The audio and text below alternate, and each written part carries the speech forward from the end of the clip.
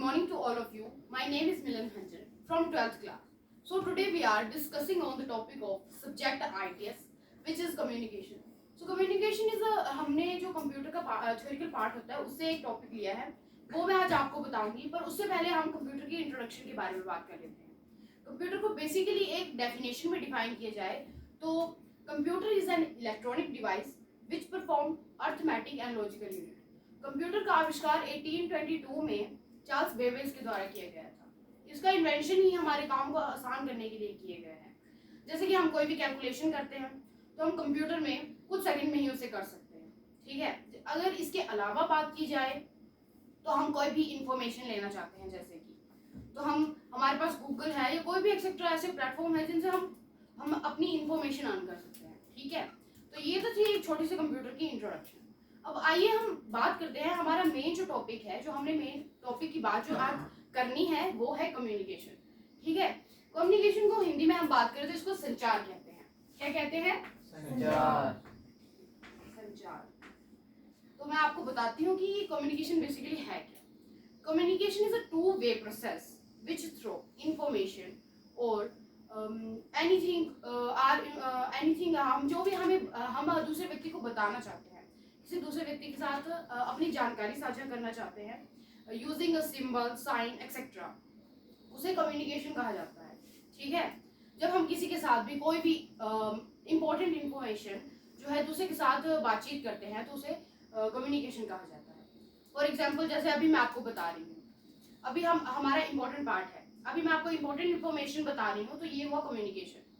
बाकी इन्फॉर्मेशन के टाइप्स की बात करें, कम्युनिकेशन के टाइप की बात करें तो वो इसे 3 पार्ट में डिवाइड किया गया है। कितने पार्ट्स में डिवाइड किया गया है? 3। तो अभी मैं आपको बताती हूँ टाइप्स ऑफ कम्युनिकेशन। मैं बारी बारी से इसको डिफाइन करूंगी।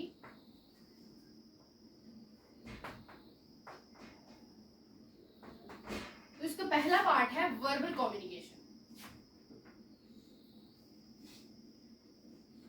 ठीक है। पहला पार्ट कौन सा हुआ इसका? वर्बल। अब दूसरे पार्ट की बात करें तो ये है नॉन वर्बल कम्युनिकेशन। अब इसके तीसरे पार्ट की बात करें तो वो है विजुअल कम्युनिकेशन, ठीक है। कौन सा? विजुअल,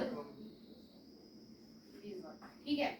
अब आपको मैं इसको बारी बारी से डिफाइन करती हूँ कि कम्युनिकेशन के 3 पार्ट है, इनको डिवाइड किया गया है। उसमें वर्बल कम्युनिकेशन कौन सी कम्युनिकेशन, मतलब इसको किस प्रकार से बता सकते हैं हम, और एक नॉन वर्बल और एक विजुअल, ठीक है। अब वर्बल की बात करें तो उसको हिंदी में कहते हैं मौखिक संचार। क्या कहते हैं? मौखिक संचार।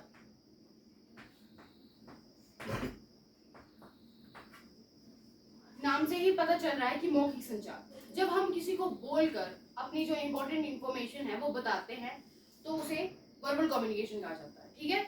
जब हम बोलकर, जैसे अभी मैं आपको बता रही हूँ तो ये वर्बल कम्युनिकेशन हुआ। अभी मैं आपको बता रही हूँ, जैसे अभी मैं आपको इंपॉर्टेंट इंफॉर्मेशन बता रही हूँ कि वर्बल कम्युनिकेशन क्या होता है। अब इसका एग्जाम्पल दें तो जैसे कि हम फोन पर बात करते हैं, किसी के साथ फोन पर बात करते हैं तो वो हुआ वर्बल कम्युनिकेशन। या फेस टू फेस इंटरेक्शन करते हैं, वो भी वर्बल ही कम्युनिकेशन का एक एग्जाम्पल है, ठीक है। अब हम बात करें नॉन वर्बल कम्युनिकेशन की। नॉन वर्बल कम्युनिकेशन को हम हिंदी में क्या कहते हैं? गैर मौखिक संचार। क्या कहते हैं? गैर मौखिक संचार। इसको भी हम नाम से ही बता सकते हैं गैर मौखिक संचार, मतलब कि हम इसमें बोलकर ही, लिख कर किसी दूसरे व्यक्ति तक अपनी जो इंफॉर्मेशन है, अपनी जो बात है, जब वो बताते हैं तो उसे नॉन वर्बल कम्युनिकेशन कहा जाता है, ठीक है। जैसे कि रिटर्न में जब हम किसी को पत्र लिखते हैं, अब तो मॉडर्न जनरेशन है तो अब हम सोशल मीडिया ऐप्स हमारे पास बड़े हैं तो हम उनके द्वारा भी बोल सकते हैं। जैसे कि हम SMS सेंड करते हैं, हमारे पास कई से प्लेटफॉर्म है जिनमें हम मैसेज सेंड कर सकते हैं, तो वो हुआ नॉन वर्बल कम्युनिकेशन के एग्जाम्पल, ठीक है। अब हम बात करते हैं विजुअल कम्युनिकेशन की। तो विजुअल कम्युनिकेशन को हिंदी में कहते हैं दृश्य संचार।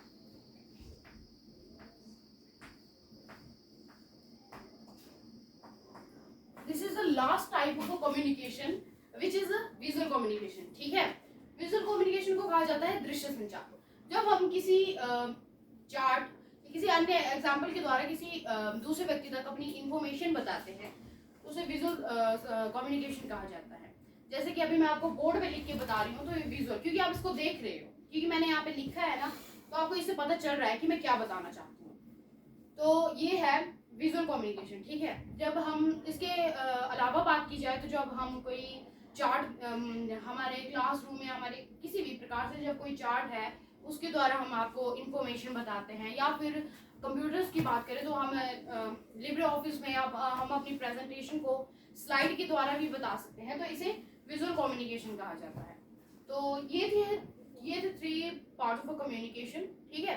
इसके डिफरेंट एलिमेंट्स भी होते हैं कम्युनिकेशन के, ठीक है। उसमें होता है एक पर्सन, ठीक है, जो कि मैसेज सेंड करता है, उसमें एक रिसीवर होता है जो कि मैसेज को रिसीव करता है, और जो रिसीवर होता है वही बाद में फीडबैक सेंड करता है। Feedback is the most important aspect in communication, because इससे हमें पता चलता है कि हमारा जो हमने कम्युनिकेट किया है वो सही तरीके से हुआ है या नहीं। अगर नहीं हुआ है तो हमें उस फीडबैक से पता चल जाता है, अगर नहीं भी हुआ होगा तो फीडबैक से पता चल जाता है कि हमारा कम्युनिकेशन है वो सही तरीके से नहीं हुआ है, हमें फिर से करने की जरूरत है। तो हम जो है उसको सही करके, या उसमें जो भी उसको जिसमें कुछ मुश्किल आई है कि उसे समझ नहीं आया, तो उसे ठीक करके हम दोबारा से कम्युनिकेट कर सकते हैं, ठीक है। अगर हमारे कम्युनिकेशन सिस्टम हमारा ठीक नहीं होगा तो इससे मिस अपॉर्चुनिटीज हो सकती है, मिसअंडरस्टैंडिंग, लैकिंग, फ्रस्ट्रेशन, इससे ऐसे मतलब कि मुश्किल आ सकती हैं, इस तरह की कठिनाइयाँ पड़ सकती हैं। हमारी जो कम्युनिकेशन है इस तरह के मुश्किल हालात हो सकते हैं। इसलिए हमें इन चीज़ों को ध्यान रखना है कि जो हम कम्युनिकेशन कर रहे हैं, ठीक है, जो हम कम्युनिकेट दूसरों को कर रहे हैं वो उस जिस व्यक्ति के साथ कर रहे हैं उसे समझ आना चाहिए, उस भाषा में करें जो कि उस व्यक्ति को आती हो, ठीक है। इससे हमारी कम्युनिकेशन जो है वो सफल रूप में हो सकती है, कंप्लीटली हो सकती है, without lacking frustration and any missed opportunities. Okay, so any queries? Thank you so much.